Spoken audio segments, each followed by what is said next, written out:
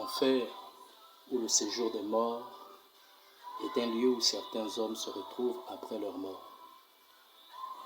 Le Seigneur Jésus, dans sa parabole du mauvais riche et du pauvre Lazare, dans Luc chapitre 16, versets 19 à 28, nous en parle.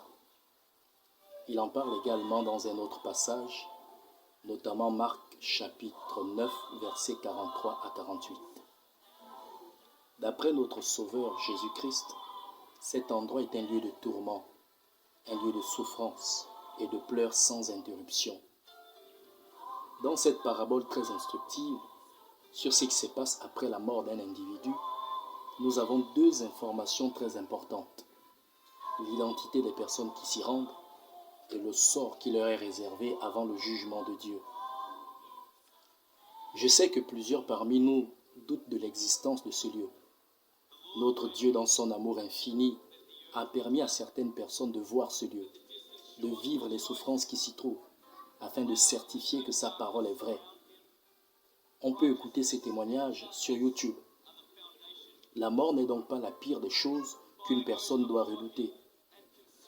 Cette expérience de l'enfer ou du séjour des morts, le Seigneur Jésus-Christ m'a permis de la vivre, afin de vous avertir. Nous sommes le 9 février 2007, lorsque deux anges du Seigneur vont me transporter dans une vision. C'était peu de temps après que le Seigneur m'ait dit audiblement « Avertis les hommes au sujet de l'enfer, ils ne savent pas. » Les deux anges vont me transporter en un clin d'œil dans un champ de guerre où il y avait destruction, désolation et souffrance. L'un d'entre eux me demandera si c'était ça l'enfer. Je ne répondrai pas. Ensuite, ils me conduiront dans une ville et me montreront la méchanceté de certains hommes qui faisaient souffrir d'autres. Et ils me demanderont à nouveau, est-ce là l'enfer? Je ne répondrai pas. Par ces deux scènes, les anges voulaient me montrer ce que les humains considèrent comme étant l'enfer. Et ils sont persuadés qu'à leur mort, ces souffrances terrestres prendront fin pour les introduire dans la félicité ou dans le néant. Mais il n'en est rien, car après la mort, il y a deux choses qui nous attendent.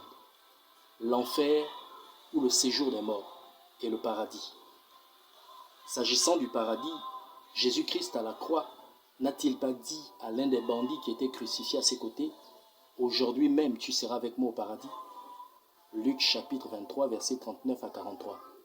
Oui, l'enfer et le paradis sont deux endroits qui attendent les humains après leur mort. Ainsi, après m'avoir montré ces deux scènes, ils vont me demander de les suivre pour me montrer l'enfer ou le séjour des morts. En un clin d'œil, nous allons nous retrouver dans un endroit désert. Il n'y avait aucune végétation, aucun signe de vie, aucune habitation. L'air était vraiment chaud. Devant nous, il y avait un chemin tracé qui conduisait vers un immense portail noir. Il y avait des personnes devant ce portail. Je voyais ces personnes se débattre pour ne pas entrer dans ce lieu. Elles le redoutaient. Mais c'était en vain, car elles étaient comme aspirées par une force incroyable.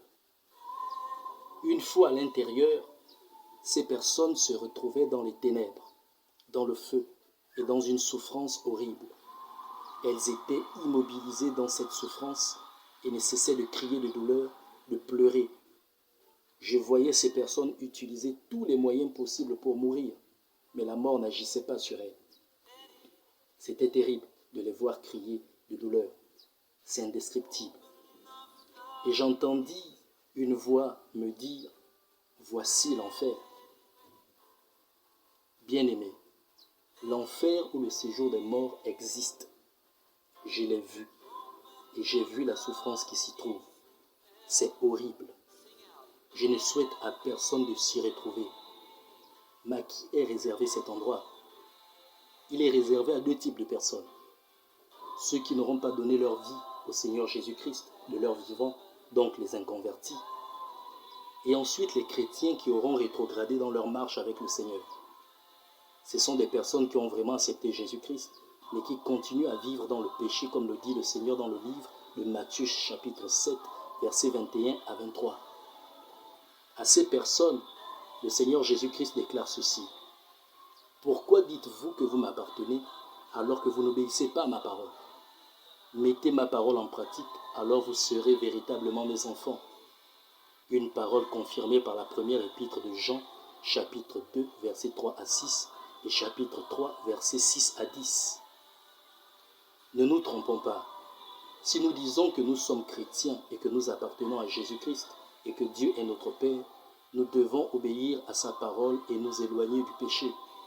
C'est le seul moyen pour ne pas nous retrouver en enfer après notre mort, qui peut arriver à tout moment.